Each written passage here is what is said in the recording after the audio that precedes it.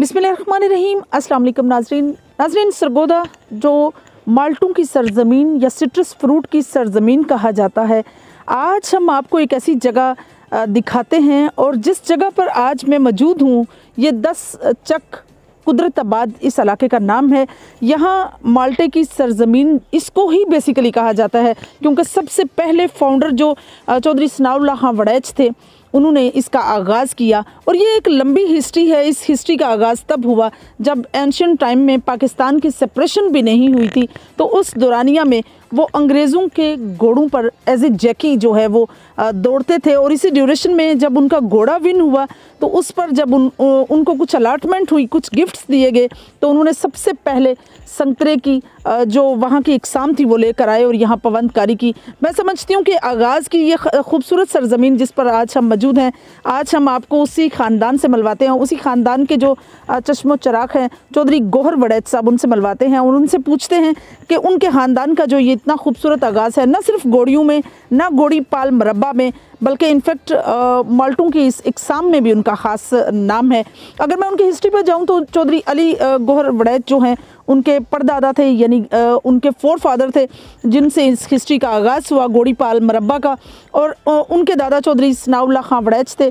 और इसी तरह से फादर की बात करें तो चौधरी सुल्तान महमूद वड़ैच, एक ऐसी शख्सियत जो थारो परेड घोड़ों में रेस कोर्स में पार्टिसिपेट करते रहे और उनका भी एक ख़ास नाम है। और इस डेरे की एक ख़ास पहचान ये भी है कि इनके पास एक ख़ास किस्म की नीली रावी जो इकसाम की जो हैं वो भैंसे पाए जाते हैं। और मैं आइए आज आपको विज़िट भी करवाते हैं और दिखाते हैं कि इनके पास किस किस्म के जानवर हैं। ख़ासतौर पे भैंसों की भी बात करते हैं और देखते हैं कि घोड़ा जो है इनका जॉर्डन माशाल्लाह से बड़ा फेमस है, कुल्ले कलर का है, उस पर भी बात करते हैं। और इससे पहले इनका जो घोड़ा था फ्रैंकल, वो अरबियन मिक्स था, उस पर भी बात करते हैं। तो आइए नाजरीन आपको विज़िट करवाते हैं डेरा भी और चौधरी गौहर वड़ैच साहब से मुलाकात भी करवाते हैं जिन्होंने अपने करियर का आगाज़ पोलो से किया। पोलो के बड़े अच्छे खिलाड़ी रहे, फिर उसके साथ साथ थारो परेड घोड़ों में रेस कोर्स पे भी जाते रहे और नेज़ाबाजी जब से उन्होंने 2015 से 2014 से अनवर्ड स्टार्ट की है तो नेज़ाबाजी का बेहतरीन पार्ट है। तो आइए मेरे साथ।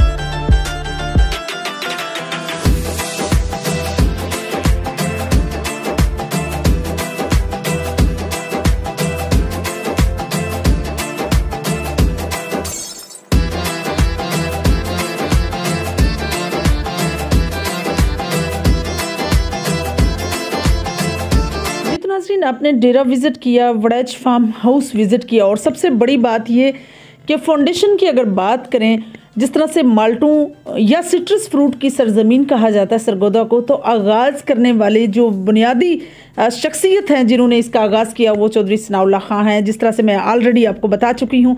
तो इस वक्त हमारे साथ मौजूद हैं चौधरी गौहर वड़ैच साहब, जो उनके पोते हैं, और मैं समझती हूँ कि जिन्होंने पोलो से आगाज़ किया, निज़ाबाजी उनका जो है, अगर हम उनके शौक़ की बात करें तो शिकार करना जो है उनका शौक़ है, और ऐसा प्रोफेशन है या ऐसा शौक़ है उनका जो उनको एक तो फिटनेस भी देता है और साथ साथ मुख्तलिफ इलाकों का विज़िट भी हो जाता है जिसमें वो शिकार भी करते हैं। तो आइए आपकी मुलाकात चौधरी गौहर वड़ैच साहब से करवाते हैं। अस्सलाम वालेकुम जी, क्या हाल है? जी वालेकुम सलाम मैडम, आपका क्या हाल चाल है जी? ठीक है जी, अल्हम्दुलिल्लाह बिल्कुल ठीक। जिस तरह से माशाल्लाह से आपकी हिस्ट्री है, तो बात सबसे पहले कर लेते हैं आपके ख़ानदानी हिस्ट्री पे।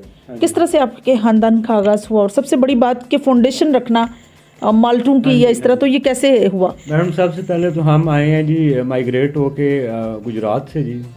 हम आए हैं 1902 में जी, ठीक है, माइग्रेट होके। उसके बाद मेरे जो वालिद साहब थे, वालिद के जो वालिद साहब थे, हमारे जो दादा थे जी, वो जॉकी थे दिल्ली रेस क्लब में। उनके पास एक घोड़ी थी जी, तो वो विन की उसने रेस जी। उसके बाद फिर हमें अंग्रेज़ों ने बोला जी हमने आपको कोई रॉयल गिफ्ट देना है। उस टाइम फिर ये सिट्रस का ना जी नया नया आ रहा था उधर दिल्ली यूनिवर्सिटी में जी। उसके बाद फिर उन्होंने जाके वो देखा जी। उसके बाद उन्होंने देख के उसको इधर लेके आई अपना दासचक में जी। फर्स्ट टाइम हमने 10 पौधे उधर से लेके आए थे जी 1948 में जी, ठीक है ना जी। वो लेके आए, फिर उसके बाद हमने जनाब उनको पेवंद किया जी। फिर 1952 में हमने लैलपोर कंपटीशन जो फैसलाबाद है जी, हमने उसको विन किया जी सिट्रस की वजह से माशाल्लाह। फिर मेरे वालिद साहब उस टाइम के वेस्ट पाकिस्तान के गवर्नर थे राजा अख्तर महमूद जी, ठीक है ना। उन्होंने उनको 52 में गोल्ड मेडल और सिल्वर मेडल से नवाजा जी। फिर उसके बाद हमने फिर आधी हमने ज़मीनें चीचावतनी में ले ली जी, और आधी हमारे पास इधर रह गई जी। स्पेशली हमें फिर टाइटल अंग्रेज़ दे के गया था जी फादर ऑफ किन्नो का जी। जिधर आप बैठी हुई हैं ये बेसिकली हब है जी सिट्रस का, और हम इस हब के ऊपर है, अल्लाह का शुक्र है आज तक ना जी इसको अपनी ट्रेडिशन को साथ लेके चले हुए हैं माशाल्लाह। ज़बरदस्त जी। अच्छा, किन्नू की इकसाम पर सबसे पहले बात कर लेते हैं कि कितनी इकसाम जो है वो आप उनकी काश्त करते हैं? हाँ जी, हमारे पास जो इस टाइम किन्नों की काश्त है उसमें किन्नू है जी फर्स्ट ऑफ ऑल। उसके बाद मौसमी है, मौसमी के बाद रेड ब्लड है, रेड ब्लड के बाद मोरो ब्लड है जी, मोरो ब्लड के बाद हमारा ग्रे फ्रूट है जी, ग्रे फ्रूट के बाद हमारा इलाहाबाद का संतरा है जी, जो हमारा बड़ा प्रोफेशनल और सबसे अच्छा जाने वाला वो मोरो है जी, और हमारा किन्नो है जी माशाल्लाह। मेरे पास जो मैं सबसे पहले नेज़ाबाजी मैंने स्टार्ट की थी वो एक घोड़े का नाम है जी फ्रैंकल जी। वो एंग्लो अरब था, अपना थॉरोब्रेड और अरेबियन था जी। तो उसके ऊपर मैं पोलो वगैरह भी खेलता रहा हूँ। बेसिकली पोलो मैंने आर्मी की तरफ से स्टार्ट किया है रिमाउंट राइडिंग क्लब सरगोदा से जी। 2012 से मैंने ऑनवर्ड 2017 तक खेली है जी। पोलो भी खेलता रहा हूँ, और बाकी जो मैंने सारी सवारी सीखी है वो आर्मी की तरफ से मैंने सीखी है जी। और उसके बाद मैं अपने फ्रैंकल घोड़े के ऊपर ये आम नेज़ाबाजी लोकल मेले फिर उसके ऊपर मैंने स्टार्ट कर लिया। ज़बरदस्त। जिस तरह से आप पोलो के माशाल्लाह से बड़े अच्छे सवार थे और बड़ा अच्छा खेलते थे आप, तो पोलो को स्किप क्यों किया? क्या मतलब उसके बिहाइंड जो है वो आपको नेज़ाबाजी पसंद थी या कोई और वजह थी? मैम पोलो को स्किप करने का मेरा ये एक रीज़न बना भी 2017 में मेरे कॉलर बोन ब्रेक हो गई। घोड़ा मैं प्रैक्टिस पे था जी, घोड़ा ही दौड़ता हुआ नीचे गिर पड़ा और मेरा ये शोल्डर और कॉलर बोन ब्रेक हो गई। फिर उसकी वजह से मैंने स्किप कर दी। मैंने कहा फिर इसको टुवर्ड नेज़ाबाजी की तरफ लेके आते हैं, क्योंकि हमारा शौक जो है तो फिर इसको नेज़ाबाजी की तरफ ले आते हैं। ज़बरदस्त। हाँ जी। पंजाब टेंट पेगिंग क्लब जिस तरह से आपका क्लब है माशाल्लाह से, और मैं समझती हूँ कि पाकिस्तान का सबसे बड़ा क्लब है, जिसके फाउंडर जो हैं वो कोलिया शाह हुसैन से बिलोंग करते हैं। अगर हम इस क्लब की बात करें तो कितने टाइम से आप इसमें एज ए निज़ाबाज कर रहे हैं नेज़ाबाजी? मैं पंजाब टेंट पेगिंग क्लब से मैं तकरीबन अबाव अजदाद के हमारे एक ही क्लब भी है जी, ठीक है ना। तो मैंने जो अपनी स्टार्ट की है वो 2012 से नेज़ाबाजी पंजाब क्लब में स्टार्ट की है जी, ठीक है ना। तो अभी तक अल्हम्दुलिल्लाह पंजाब क्लब में ही भाग रहा हूँ, तो आगे भी इंशाल्लाह ताला पंजाब क्लब में ही भागूंगा जी। सही। सेक्शन आपका किस तरह से कंप्लीट होता है? आपके सेक्शन का कौन कौन हिस्सा है? एज ए टीम कैप्टन होते हैं आप, सेकंड पट्टी में है, थर्ड में है, फोर्थ में है? मैडम हमारे जो टीम कैप्टन है वो बेसिकली तो हमारे भाई शाहिद रजा गुज्जर हैं जी, बिलोंग करते हैं इटली से जी। वो होते हैं, मैं होता हूँ, एक उनका बेटा है जी शाहनवाज गुज्जर और शराज अली गुज्जर जी। अगर भाई शाहिद रजा ना हो तो Sharaz Ali Gujjar as a team captain है जी। बाकी हम जो 3 है जी तो वो उनके साथ हम भागते हैं। वो पट्टी का कोई इशू नहीं है जी, वो जिसमें जोन सा कहें जी, हमारे वो बड़े हैं जी, हमें जिस तरह कहे भी वो कहें चौथी पे भागना, हम चौथी पे भाग जाते हैं। वो कहें भी दूसरी पे भागना, तो हम एज इट इज जिस तरह उनका हुक्म है, क्योंकि टीम कैप्टन का यही काम होता है अपने टीम को साथ लेके मैनेज करके चलना। जबरदस्त। जिस तरह से माशाल्लाह से आप बड़े अच्छे स्पोर्टमैन हैं और नेज़ाबाजी में, पोलो में, इसके साथ साथ मैं समझती हूँ रेस कोर्स में आपके ख़ानदान की पार्टिसिपेशन रही है। फ्रेंड्स किस तरह के मिले आपको? दोस्त मिलना भी बड़ी, मैं समझती हूँ, अल्लाह पाक के अनमोल तोहफा होता है। तो कौन कौन दोस्त है, सबसे ज़्यादा करीबी कौन है और कैसे दोस्त मिले आपको? मैडम मेरा जो सबसे ज़्यादा करीबी दोस्त है जी वो चौधरी शराज अली गुज्जर है जी। उसके बाद शाहनवाज गुज्जर है जी। एक और मेरा प्यारा दोस्त जो इस टाइम यूके बैठा हुआ है, सुहेब अहमद मांगड़ जी, उच्चा मांगड़ से हैं जी। उनके भी अबाव अजदाद पंजाब क्लब से ही हैं जी, तो हमारे भी सारे पंजाब क्लब से ही हैं जी।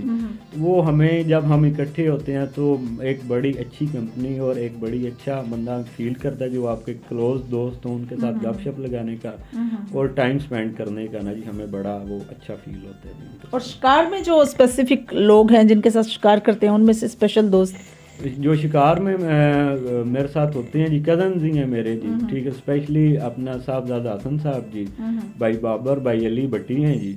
उनके साथ हम जब शिकार करते हैं तो अल्हम्दुलिल्लाह बड़ा अच्छा फील करते हैं। गपशप का भी होता है जी सारा, तो वो बड़ा मज़ा आता है। शिकार बेसिकली हेल्दी एक्टिविटी, एंजॉयमेंट भी है जी। तो वो अल्हम्दुलिल्लाह बड़ा उनके साथ गपशप लगाने का, और स्पेशली जो शिकार के बाद का टाइम होता है जी वो तो बड़ा मज़े का होता है ना।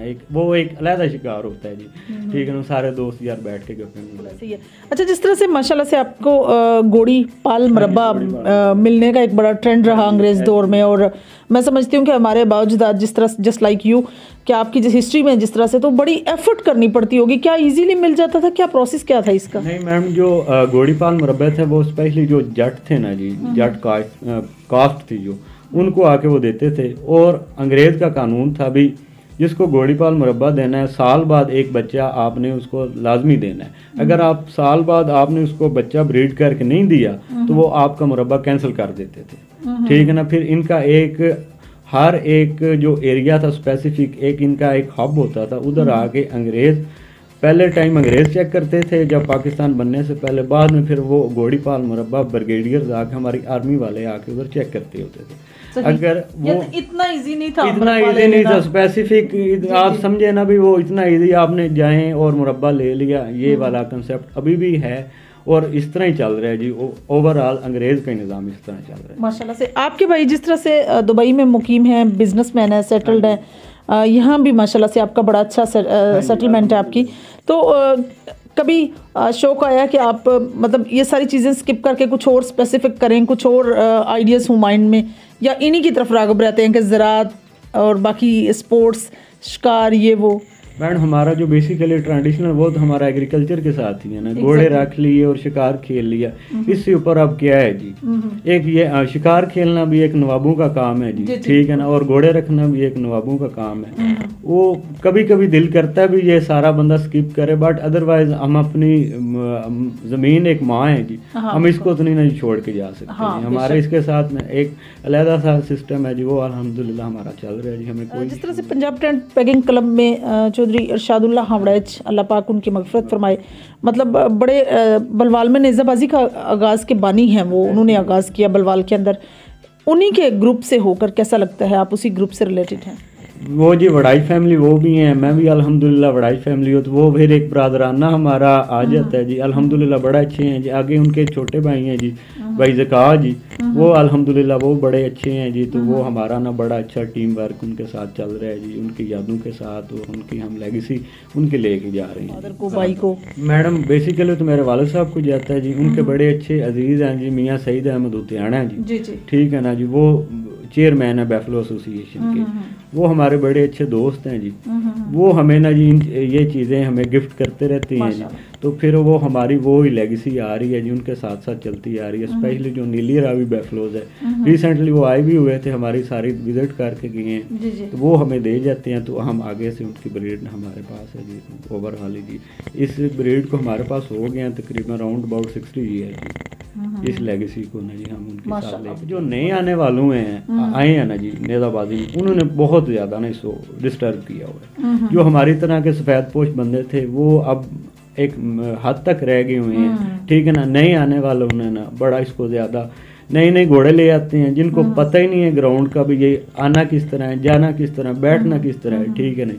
वो आके घोड़ा घुसाएंगे और अपना भी नुकसान करते हैं, जो अच्छा राइडर है उसका भी। मैडम मेले तो इस तरह बहुत ज़्यादा खेलने हैं जी, अटैक चकवाल वगैरह इस साइड पे हम खेलते रहते हैं। जो मेरे लिए अच्छा मेला कंपटीशन वाला रहा है जी, वो लास्ट ईयर बलवाल वाला रहा है जी। उसमें मैंने 3 से 4 आड़ियाँ मारी जी, ठीक है ना। और फिर हम सेक्शन में भी आ गया, इवन के फाइनल्स राउंड में हम आके मैं और चौधरी शराज अली गुज्जर और शाहनवाज गुज्जर जी, तो हम लोग एंड में आके ना जी मतलब है मिस होते रहे हैं। वो हमारे लिए एक यादगार मूवमेंट था, और मेरा स्पेशली मेरे लिए जी, क्योंकि फर्स्ट टाइम था जॉर्डन का, और साथ शराज अली गुज्जर था और शाहनवाज गुज्जर था, एक और हमारा चौथा है फ़हीम बखर जी वो था। तो एट दी एंड फिर फ़हीम बखर ने किला स्किप कर दिया, बट हमारे प्रोग्रेस ठीक थी जी। हमारी नेज़ाबाजी हुई थी उधर इस्लामाबाद में जी, ठीक है ना, ताज रेजिडेंसिया थी। उस टाइम मैं शराज गुज्जर हम लोग इकट्ठे गए हुए थे जी। वो हमने भागे थे, वो वेल मैनेजमेंट थी उनकी, ठीक है ना, अच्छा ग्राउंड था, डिसिप्लिन वाली वो नेज़ाबाजी मैंने देखी है जी जो अपने कैरियर में ना। हाँ जी, अदरवाइज तो फिर लोकल मेले तो होते ही होते हैं। जो वेल मैनेजमेंट थी ना वो ताज रेजिडेंसिया थी पिंडी में, वो हमने भागे थे, वो बड़ा आउट क्लास मेला था। जबरदस्त। हाँ, कितना मुश्किल लगता है एज ए यंगस्टर इन सारी चीज़ों को करना? मैडम मुश्किल तो लगता है, इसमें सिर्फ एक एक्टिविटी मुश्किल है जो आपको सुबह उठना पड़ता है जी, अदरवाइज तो ये साथ साथ चल रहा है जी, वो तो कोई नहीं है जी। क्योंकि ये हमें तो तब लगे ना मैडम जी हमारे लिए कोई नई बात हो। हम तो शुरू से स्टार्ट से अल्हम्दुलिल्लाह एग्रीकल्चर ही करते आए हैं और आगे भी एग्रीकल्चर ही करना है। इसमें सिर्फ एक एक्टिविटी जो मुश्किल है, मतलब कि अर्ली मॉर्निंग आपको उठना पड़ता है, अदरवाइज डिफिकल्ट नहीं है जी। सही।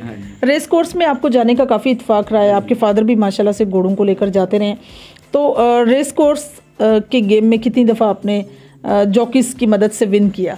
मैडम हमारे जो उधर थॉरोब्रेड दौड़ते रहे हैं ना जी, वो जॉकीज ही दौड़ाते रहे हैं जी, ठीक है ना जी। तो वो उधर जाके हम लोग देखते हैं, 1 साल बाद हमारा ना बड़ा अच्छा इवेंट होता है थॉरोब्रेड्स का, उसे पाकिस्तान डर्बी कहते हैं, वो एक टाइटल होता है, वो 12 फरलांग की रेस होती है जी। तो मैडम वो हम जाके ना देखते हैं, फिर उधर अपने भी घोड़े देखते हैं। तो वो इसी तरह ही जाके रूटीन वाइज जो हमारे बाप दादा की लेगेसी एक थॉरोब्रेड्स के अंदर, वो हम उसको भी साथ साथ लेके चल रहे हैं और अल्हम्दुलिल्लाह जाके देख के और बड़ा। अच्छा, घोड़े को खुला छोड़ना चाहिए, ये बांधना चाहिए, आपकी क्या ओपिनियन है? अक्सर हमने देखा है, अक्सर ही मेजॉरिटी ने पछाड़ी से बांधा होता है उसको, तो आपकी क्या ओपिनियन है? मैडम मेरी ओपिनियन ये, घोड़ा एक आज़ाद जानवर है, ठीक है ना। एक उसे आप अच्छा माहौल दें, उसे खोल के रखें, ठीक है ना। बांधना तो ठीक है, अगर आपके पास काफ़ी ज़्यादा है आप बांध सकते हो, बांध वो सकते हैं जिनके पास जगह की प्रॉब्लम है। अगर आपके पास जगह है तो आप उसे खोलें, वो अपना भागे दौड़े, फ्रेश हो, लेटे, पानी पिए, खाना खाए जिस टाइम उसका दिल है। आगे से भी बांधना है, पीछे से भी बांधना है, फिर ये वो घोड़ा तो नाना जी रहेगा, वो तो आपने उसे एक फुल टाइम टेम्प्ट कर लें तो वो तो फिर उसकी जानवर की अंदर जो अंदर है उसके अंदर वो जो हॉबीज हैं उसकी, या वो मतलब वो सारी उसकी डिस्टर्ब हो जाती है। सियासी नुक्ता नज़र से अगर देखा जाए तो स्पोर्ट किसके साथ है, और सबके ऑब्वियसली सारे सियासतदान जो हैं वो इलाकों में जो सियासत जो है वो ग्रुप बंदी की होती है, अपने अपने बाज़ों का ज़्यादातर मेजॉरिटी जो है वो अपनी कॉस्ट को भी देखा जाता है कि फ़लाँ वड़ैच फैमिली से या फ़लाँ। आपकी किसके साथ एफिलिएशन है? हमारी जो फ़िलहाल जो इस दफ़ा की है ना जी, वो तो हमारी नून लीग के साथ है जी। हमारा MP है अपना मंसूर आजम संधू साहब जी, उनको हमने सपोर्ट की है। आखिर में आप न्यू कमर्स को, नई जनरेशन को क्या पैगाम देंगे? मैडम न्यू कमर्स को हम यही पैगाम देना चाहते हैं जी, जो घोड़ा जिन्होंने नया रखना है कम अज़ कम वो घोड़े की देखभाल करें और उसके बाद उसको एकदम से ना ग्राउंड में ले आए, उसे ट्रेन करें, अपने आप को ट्रेन करें, अगले का भी देखें और अपने आप को भी बचाएं। ठीक है ना। इधर मैडम ने ठीक है, एक हेल्दी एक्टिविटी, नो डाउट, इसमें कोई इशू नहीं है, अभी आप रख सकते हैं घोड़ा, आपको रखना भी चाहिए, बट कम अज़ कम एक जो उसका स्पेसिफिक जो उनके कायदे कानून है घोड़े के और एक ग्राउंड में आने के, वो तो काइंडली आप ज़रा ना ध्यान से उनको पढ़ के, उनको सोच के, और तब आप घोड़ा रखें और तब आप ग्राउंड में आए। अगर आप यंगस्टर हैं, आप एकदम से ग्राउंड में आएंगे, आप किसी के अंदर जा लगेंगे, कोई आपके अंदर आ लगेगा, जिनको रूल्स का नहीं पता, जिनको ग्राउंड में आने का नहीं जी पता, वो फिर आके ना जी ग्राउंड का सारा माहौल डिस्टर्ब होता है, फिर बंदे ग्राउंड में आने से डरते हैं जिधर यंगस्टर ज़्यादा हों। जी तो नाज़रीन, ये थी चौधरी गौहर बड़ैच साहब की गुफ्तगू जो आप लोगों ने सुनी। जिस तरह से माशाल्लाह से उनके ख़ानदान की लेगेसी है, अपनी लेगेसी को सस्टेन रखने में बड़ा प्राउड फील करते हैं और बड़ी एफर्ट के साथ जितनी भी अपनी तमाम तर ड्यूटीज़ हैं वो निभाते हैं। मैं समझती हूँ कि जो भी कौमें हैं ऑब्वियसली अपनी लेगेसी की वजह से पहचानी जाती हैं और उनको जितना हो सके अपनी लेगेसी की को सपोर्ट करना चाहिए, अपने बड़ों की जितनी भी यादें हैं उनको ताज़ा रखना चाहिए। जिस तरह से मैं समझती हूँ कि गौहर बड़ैच साहब का नाम जो है अपने फोर फादर चौधरी अली गौहर साहब के नाम से है, तो मैं समझती हूँ ये भी एक बहुत बड़ा सोर्स होता है अपने बड़ों की रूहों को तस्कीन देने के लिए या उनके नाम को ताज़ा रखने के लिए। साथ ही साथ यंग जनरेशन का आना गेम के अंदर बहुत अच्छी बात है, खुशाइंद है, लेकिन बड़ी अच्छी बात उन्होंने की है। सबसे पहले खुद को टेम करें, घोड़ों को टेम करें, देन जब आप पार्टिसिपेट करेंगे नेज़ाबाजी की फील्ड में तो फिर असरात जो हैं वो आपके लिए भी मौसर होंगे और दूसरे साथियों के लिए भी। और इसके साथ साथ जिस तरह से इनका ख़ानदान जो है वो माल्टे की काश्त में भी फाउंडर है, ये भी एक बहुत बड़ी बात है। और आज हम उसी ख़ानदान के साथ या उन्हीं के चश्म चिराग के साथ आपकी मुलाकात भी करवाई है। इंशाल्लाह मेरी और आपकी मुलाकात होगी फिर किसी नए प्रोग्राम में। तब तक के लिए इजाज़त चाहती हूँ। अल्लाह हाफिज़, अल्लाह निगहबान।